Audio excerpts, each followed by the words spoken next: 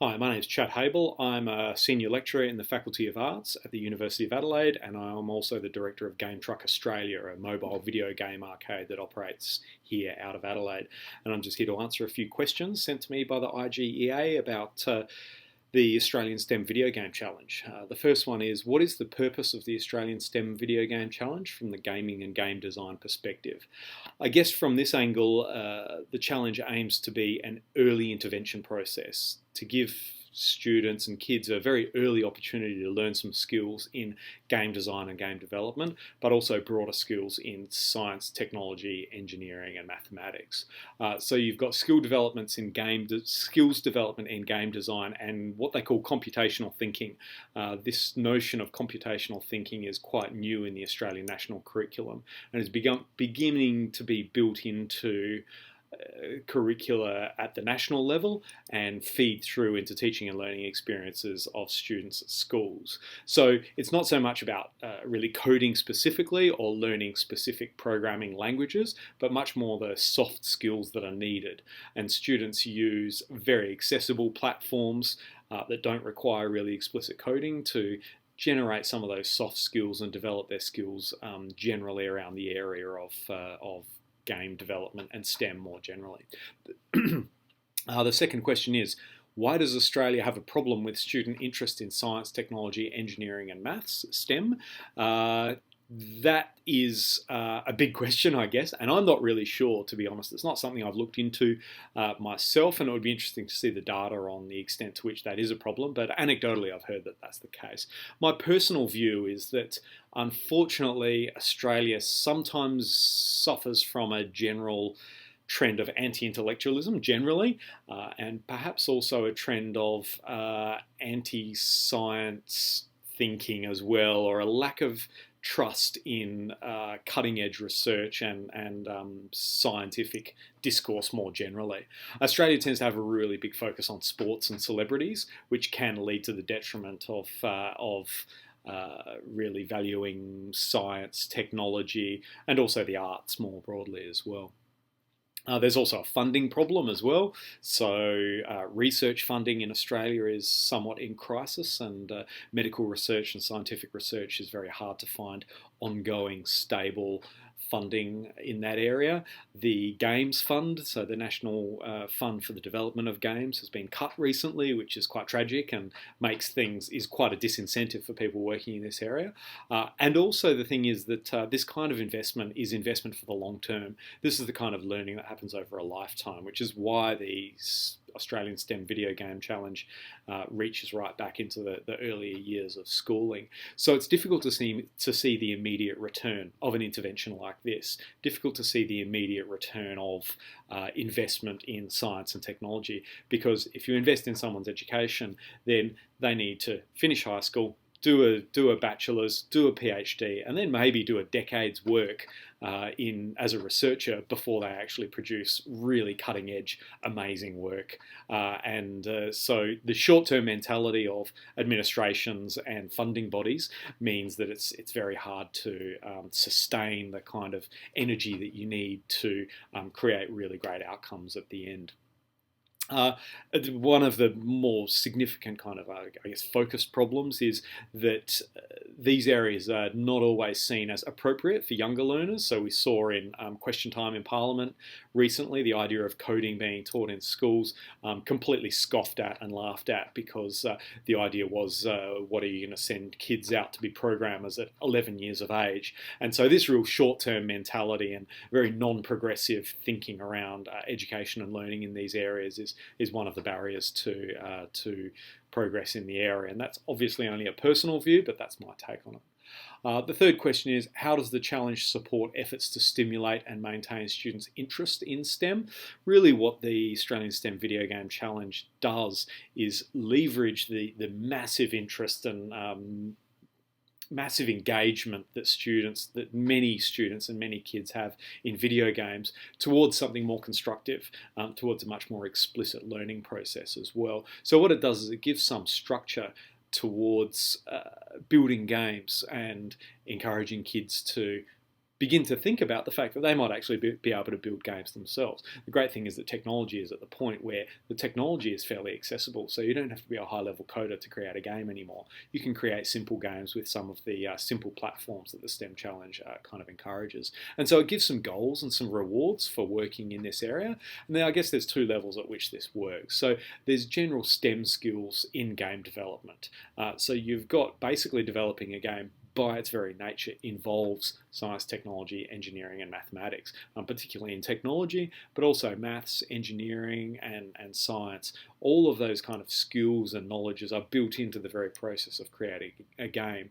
But also the way the challenge is set up is that STEM concepts are very much built into the games themselves. So the games need to explicate a particular concept or idea in STEM itself. So the idea is that students take this content knowledge from something they've learned from their science class or physics, maths or chemistry, and then they create a game around that concept. So it's an elaboration of the STEM concepts that they're working with. And as we know in education, they say teaching is learning twice, so you have to learn something really, really well to be able to teach it to someone else, and the same goes for creating a game. So that's one of the ways that works. I guess that the challenge also encourages freedom and creativity. And that's a very liberating thing for a lot of students. Also a challenging thing, but that's how that works.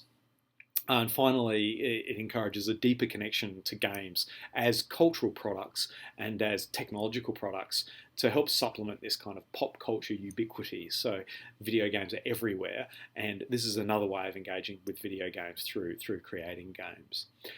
Question 4, is game design all about STEM, or does it bring together students with other skills? Now I have to give a disclaimer here and say that I'm absolutely not a developer or a designer in any way, but I do have some contact with the industry and familiarity with the process, and kind of an academic interest in the cultural products side of video games. But I would have to say that there are definitely other skills that are involved as well. So there are lots of artistic skills that are involved in developing video games. So every major video game has to have art design behind it, and so there's a lot of concept art that goes on, and then actual environmental art, figure art, character art, and then art that's actually used within the game as well. So artistic skills are very huge there. Obviously also music as well, so sound is about 40% of the experience of playing a game. So creating sounds, creating music, and then editing and working with that through the technology is a huge thing as well. But there's also softer skills as well. So there's deep people skills and communication. I mean, unless you're creating a video game by yourself, which is quite rare, you need to work with a team, and you need to have excellent communication and interpersonal skills around that. You also need some business acumen as well. Even for a non-commercial game, which many of these games in the challenge are, you really need a sense of the marketing, of who's your market, who's going to play it, who's your audience, how does the product match that. In video game development, there's finance, product development, product placement, engagement with other industries, a whole number of business skills that go in there as well.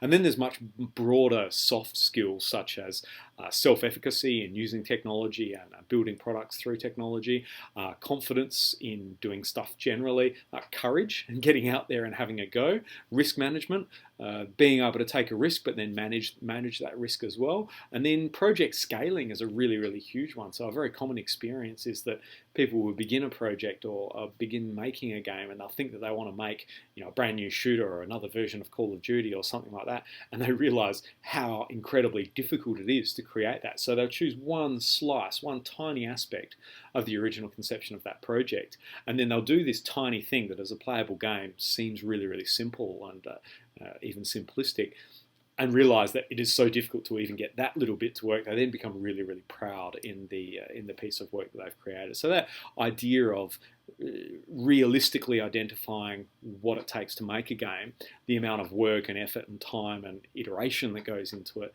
is a really crucial skill that's developed in game design as well. What prompted me to become involved with the challenge? Well, my academic research was moving towards an interest in game-based learning, which is very different from a traditional idea of game-based learning, which is kind of transmission-oriented. Traditionally, the idea of game-based learning is that you create a video game, you give it to someone, they play the game, they learn. Okay, this is a kind of intuitive, very traditional idea of game-based learning.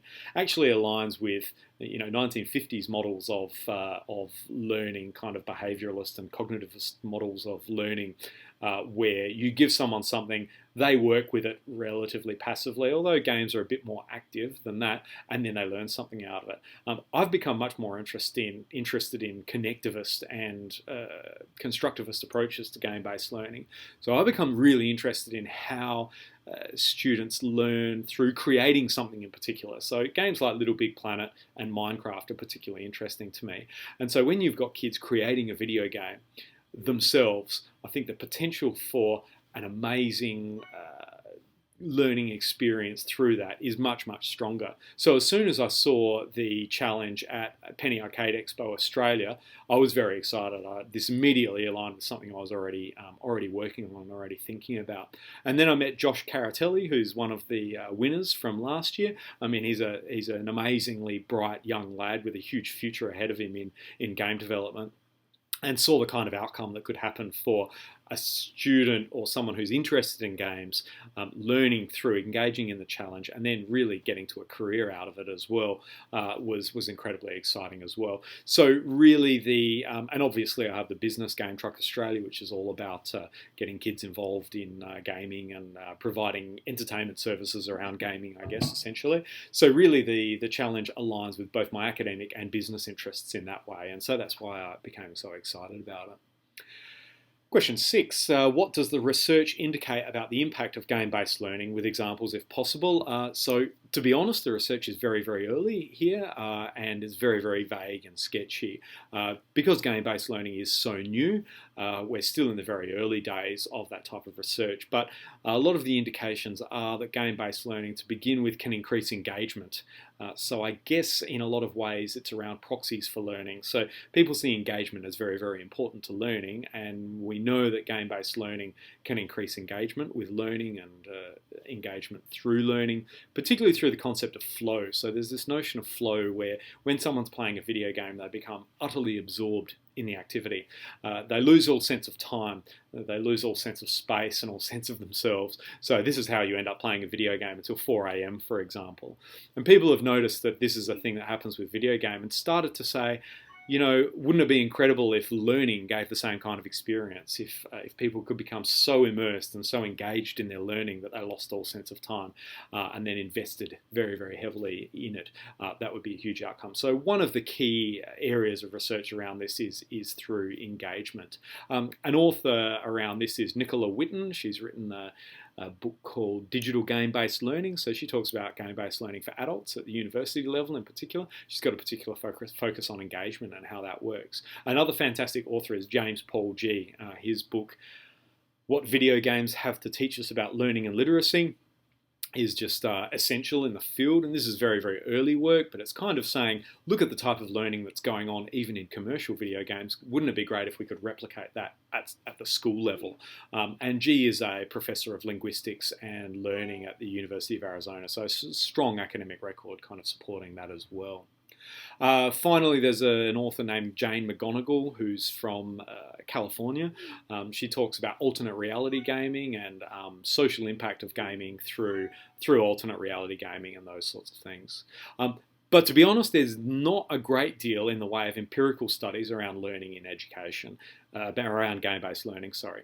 The main reason for this is that educational research is very, very hard to do anyway. It's very, very hard to create empirical research on learning generally because the number of variables that goes into any human behaviour, but particularly the number of variables that go through any learning experience, it's very hard to separate them out and come up with any kind of causal connections or causal relationships that you would expect from empirical studies. But that's some of the early ongoing work that's happening in the field.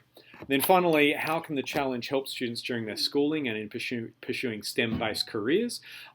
In game development specifically, what's the most useful thing that the challenge can do is that students have to complete a game. So they can create a portfolio, they can begin a portfolio where they say, here's a game that I've completed. The absolute best thing that game developers and publishers are looking for is someone who's created a game, who's actually finished a game, no matter what that game is or how successful it is. So the fact that you've got a beginning for a showreel or a portfolio saying, here's the first game I've created, incredibly valuable thing. The other thing is the game design document is a very, very important thing. So that helps people learn design. It's a kind of a design-based learning, and participants then get the opportunity to begin designing and thinking through the design of a game.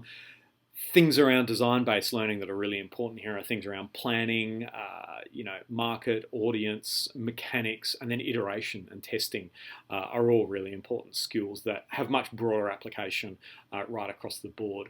A really important thing here, obviously, again, is computational thinking. So things like problem solving, object-based programming, and object-oriented thinking around the way technology works, the parameters of objects, how they behave with their environment, how they interact with their environment and interact with the interface that's being put in there is very important learning. And again, teamwork is another really important thing, teamwork, communication. I think one of the key things, though, that is a major life skill that's learned here is the importance of shipping and the importance of completing a project, because a game is really, really hard to make. And that experience of having had an aim, designing something, creating it, and then shipping it, finishing it, and submitting it is an incredibly useful thing to do, and very, very important for life skills generally, that sense of completion. And then finally, really just knowing that creating a game is possible. It's hard, but it's doable, and it can be done. Really enhances learning in a whole number of other ways, but particularly around STEM areas in general. That's my answers to the questions so far. I hope that's been helpful. Feel free to send any more through, or you can always email me or call me for further conversation. Thanks very much.